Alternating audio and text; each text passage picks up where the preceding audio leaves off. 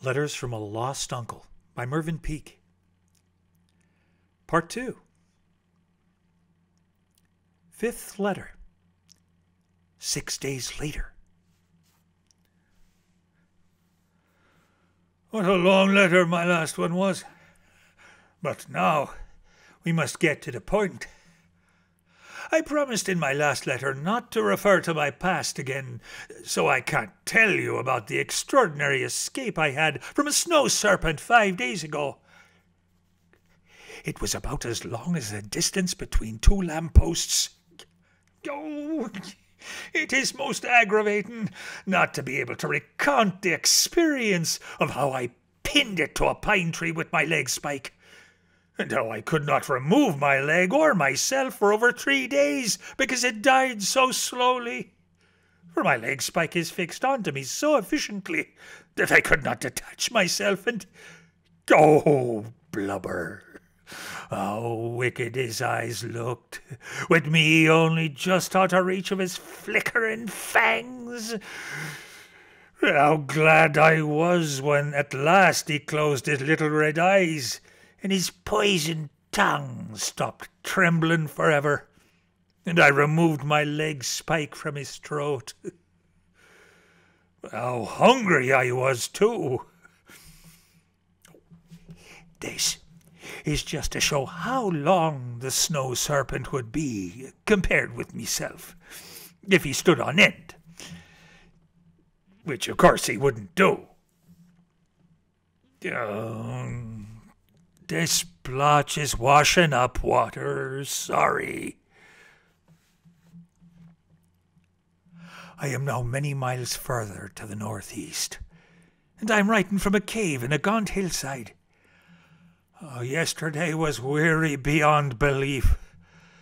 There was nothing in the landscape except snow. When Jackson and I sat down to rest, we could see our footprints stretching back to the edge of the world. Picture of me getting the best of the dawn outside my cave. There was no point in building an igloo last night, for the weather was not quite so cold. At the bottom of this hill is a kind of frozen bay, and Jackson collected a sack full of broken planks, the remains of some shipwreck, I suppose. They made an excellent fire. He's always been quite willing to help, although I've never seen him smile. Also, he does not mind me hammering nails into his back to hang things on. It doesn't hurt him any more than when you have your fingernails cut. But some beasts might well take exception nevertheless. It is Jackson who carries my camera, a heavy thing, and perhaps my most precious possession, for it is my ambition above all others to photograph the white lion. It will prove that I've seen him. Perhaps I will be doomed to disappointment and will never see him. Oh, blubber! That would capsize everything. And who on earth is this white lion, you will be asking?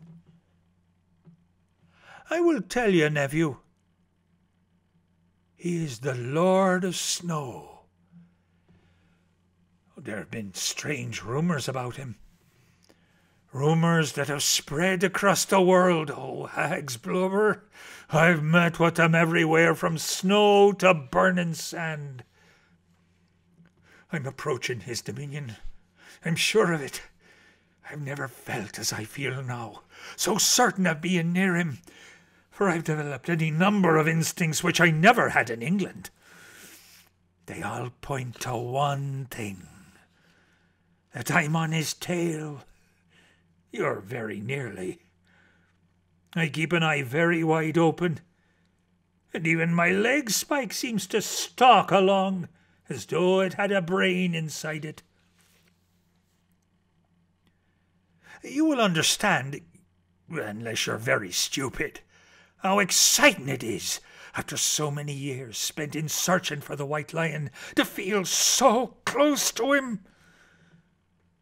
I began my search so very long ago. I've moved this way and that. Gradually this way and that, but mostly this way. I scoured the tropics. He wasn't there. Cancer and Capricorn had never heard of him. I scrutinized every inch of the equator, and he wasn't there either. I pursued after him in 100 ways.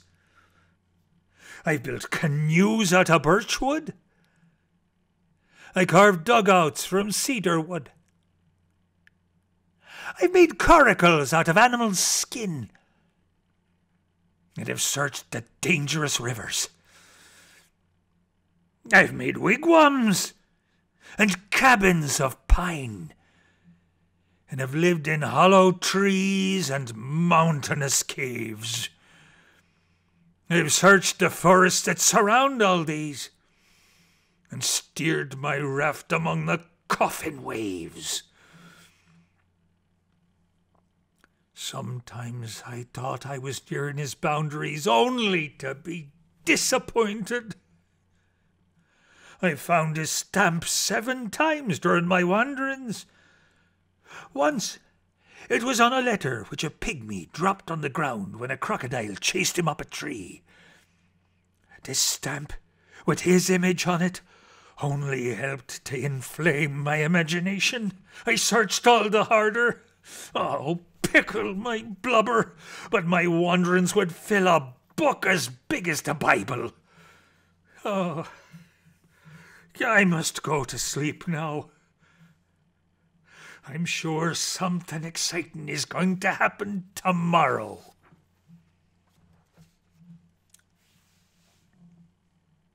Next letter. 6th.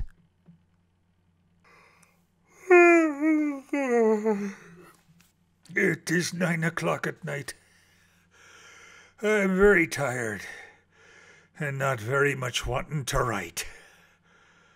I had thought today was going to be important, but nothing has happened at all except trudge through the blinding snow.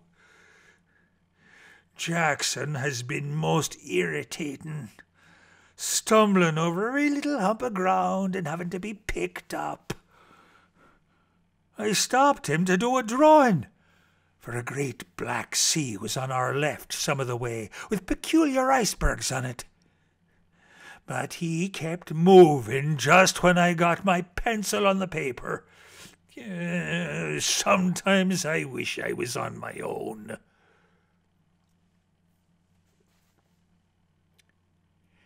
Next day. 7th letter. Nothing to report. I was sure something would happen today. Snow. Oh, blubber, I really am getting sick of white as a colour. Tired out. Don't think I'll wash tonight. Next evening. 8th.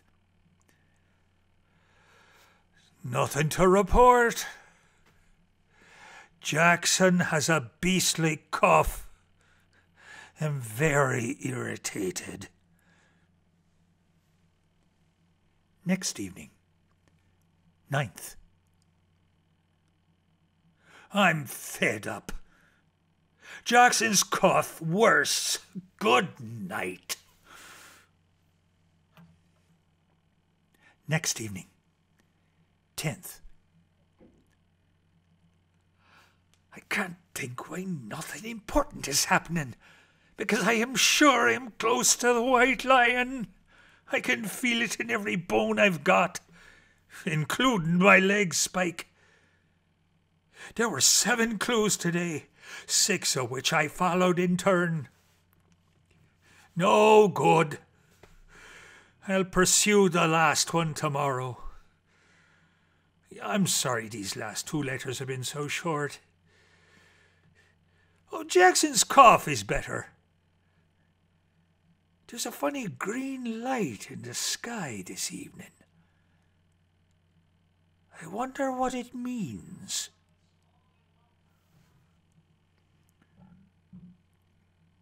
Eleventh letter. 4 days later. A very exciting day indeed has just happened to me. Yesterday, as I travelled over the snow on a sledge I have just made, and which Jackson pulls, we suddenly heard the sound of wailing. We were in an even more desolate tract than usual, the snow rising into great, soft, deathly silent mountains. But the wailing grew louder and louder in spite of the silence, until at last, just as it seemed all about us, swarms of little creatures appeared in the distance, pouring themselves over the hills and wringing their hands as they ran.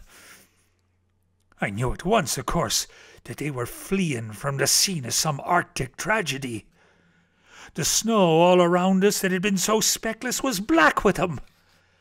And then, suddenly, they were all gone, and nothing remained except their little footmarks in the snow, like smallpox.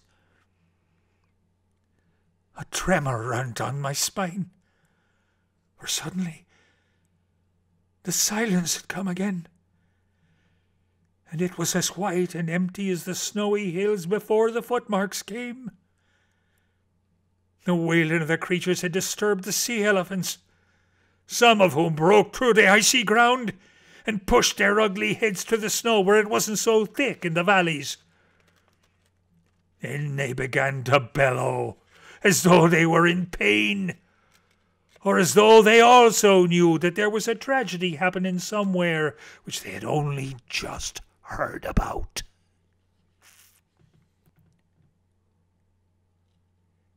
Next week.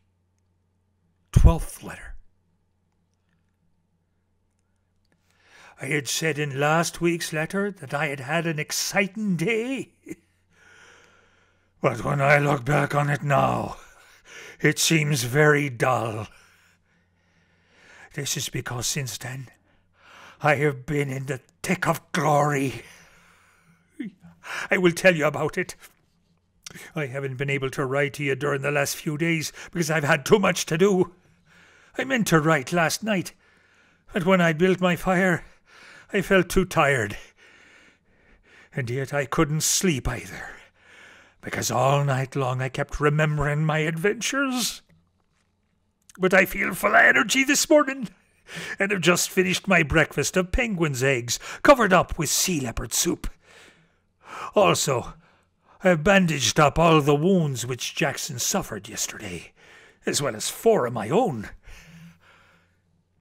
In the dawn of yesterday, I knew that there was something combustible in the air, and my stomach felt like soda water.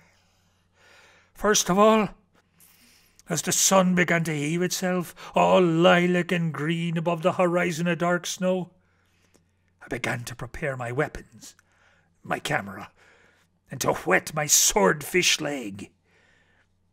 Next, I got Jackson ready.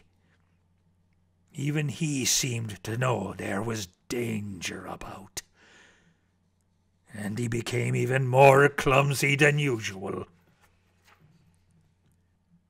There was nothing really to show that the day would be different from other ones. The deep snow covered the world as usual. Nevertheless, the image of the white lion, the fabulous and only lion to thrive in Arctic zones, possessed me and filled my mind until it seemed my brain was white with him. We started out, and as we strode onwards, the sun grew bigger and bigger and redder. At about 9 o'clock, the snow got harder under our feet, and I took the cork off my spike while we rested. At the same time, I filled my pipe with orchid stalks, And it was delicious to smoke such exclusive stuff in the world wastes. When we started again, we noticed how quickly the snow hardened step by step, until there was a greenish, blackish colour under our feet, which was as hard as marble, and my spike began to make sparks as it clanged on the ground. But Jackson began to be unsure of his feet, and slithered here and there, and then, after I'd picked him up for the 20th time, off he went again, slithering across the ice.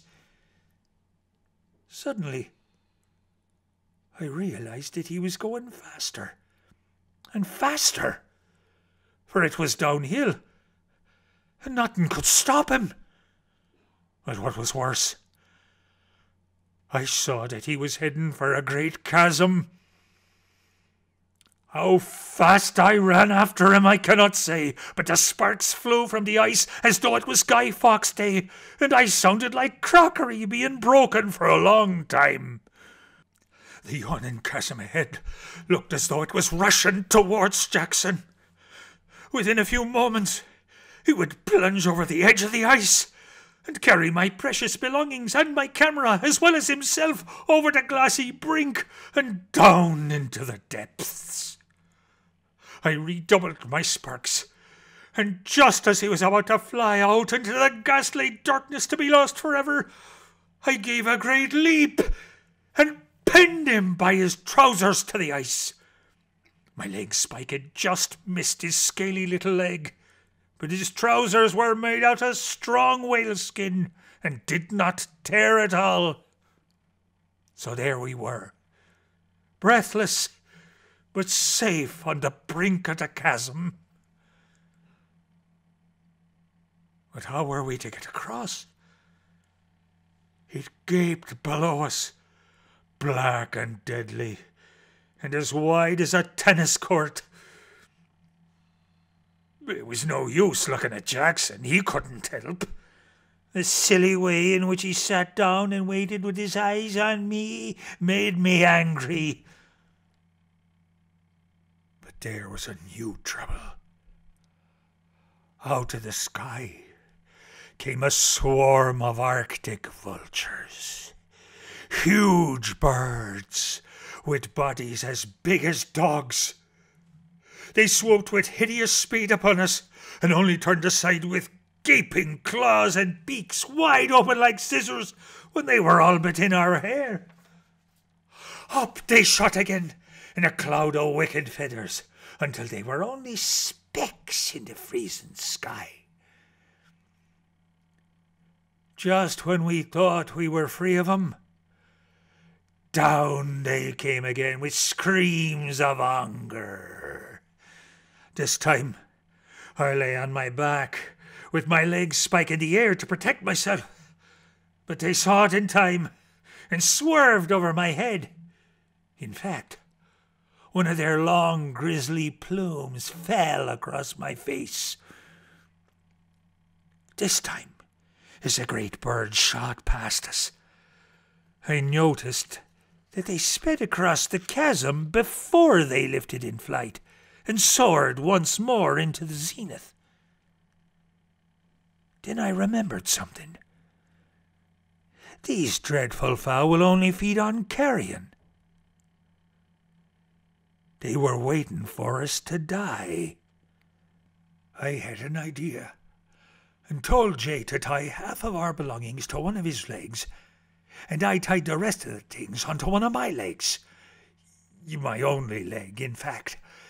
And we lay down flat on the ice at the edge of the chasm and pretended to be dead, after I had explained over 5 times to Jay what he was to do. Oh, hag's blubber, how slow he was.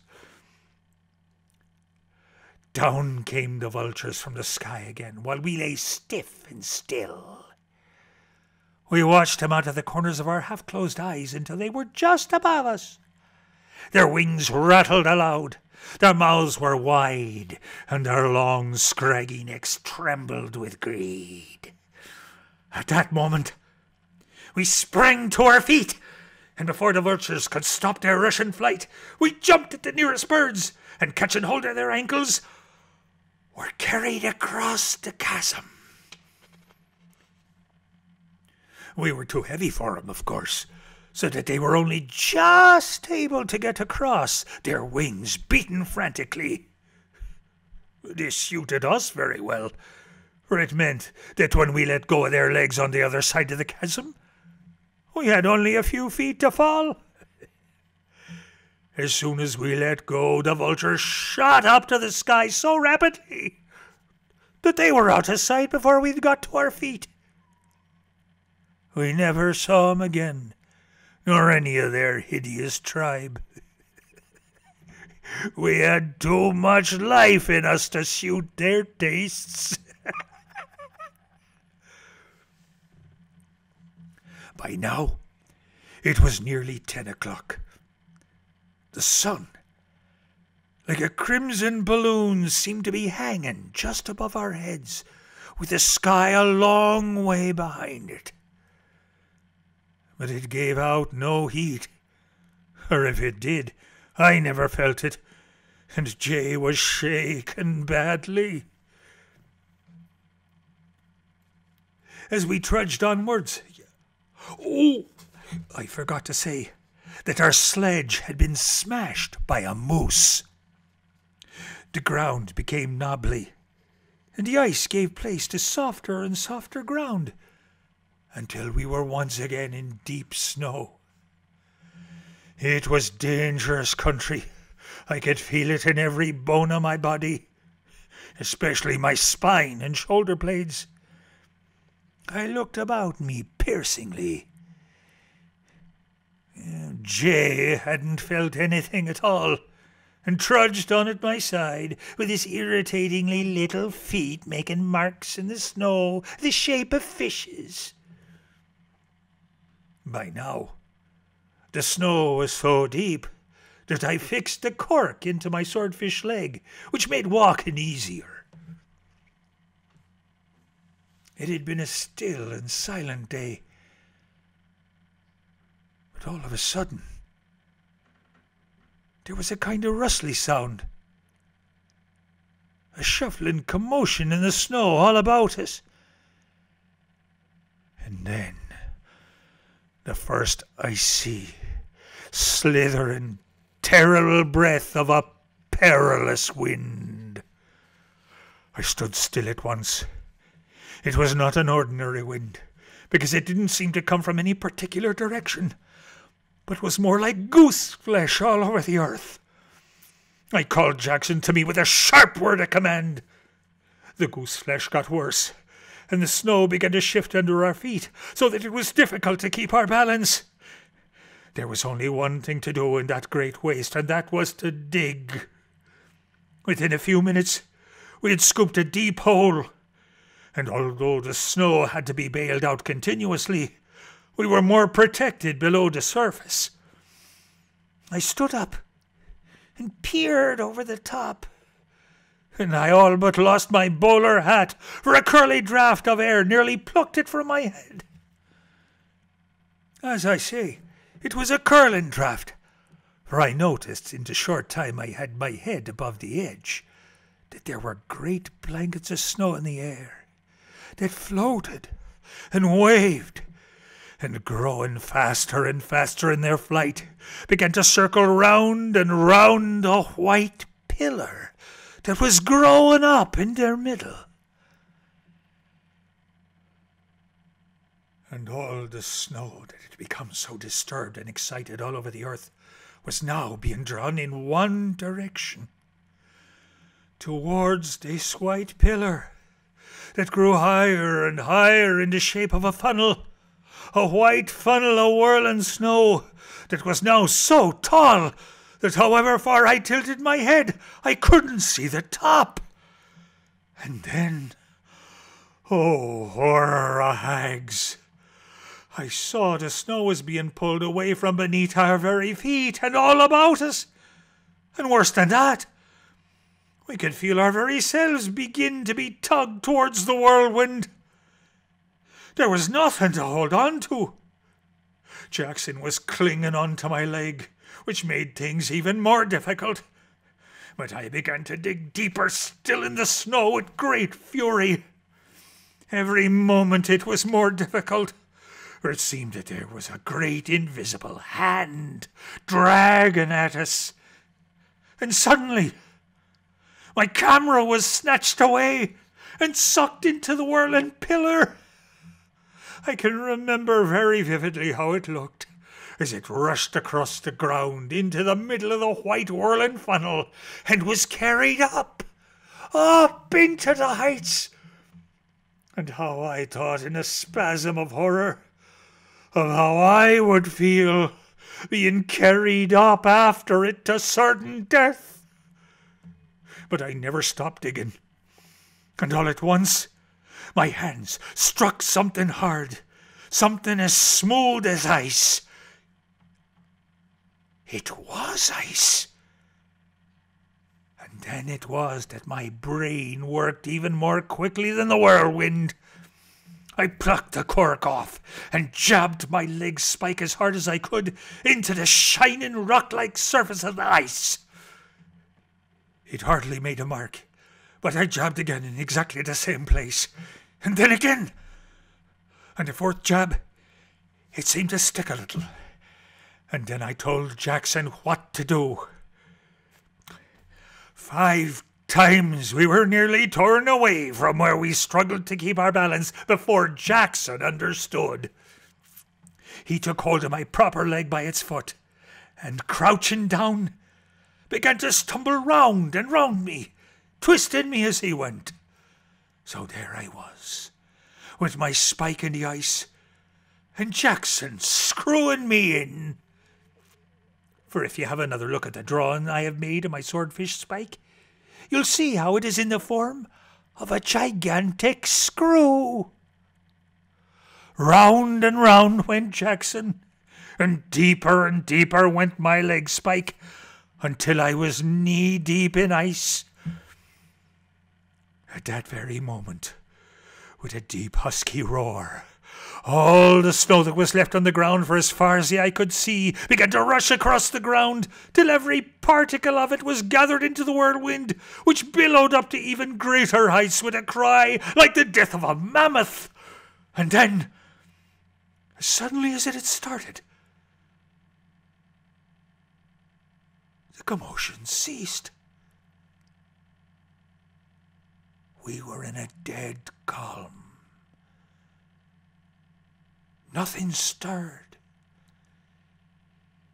Even the pillar of snow seemed to be, for a moment, like a pillar of motionless marble. I had only a moment to observe the effect, for the silence was broken as the pillow of snow began to fall in a crushing weight to whiteness, dead as dead. And as it fell, a great shape began to form and raise itself rapidly while the snow descended, until in an absolute silence there stood against the sky and halfway up to it a cone of dazzling snow where the pillar had been, with not a snowflake out of place. There we were, the world swept bare of snow, a landscape black and shining, and the white, perfect and enormous hill away to our right. It made a fine picture. But Jackson looked as silly as ever, and I really could have whacked him for his lack of interest. However, he was very much needed just then, for he had to unscrew me from the ice. The chief nuisance was the loss of my box camera. We could see it. A tiny dot, no larger than a full stop, right on top of the new mountain. But of course it was impossible to recover, not only because it would be so long a climb, but because the soft snow would not take so heavy a weight as mine without dragging me into its depths. Thank heavens I still had my typewriter. My eider down had got a bit torn, and a certain amount of my precious orchid stock tobacco plucked out by the whirlwind. But I sewed the rent up with my bone needle and some cat's fish gut, which I use instead of cotton, and we were soon on our way again. Whew. I find that this letter's taken longer than I thought, so I'll continue tomorrow when I've had a good sleep, for I am proverbially tired.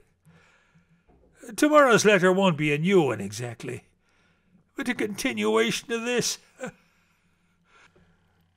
Good night, nephew. I'm half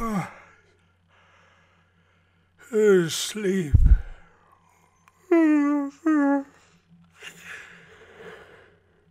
Your uncle.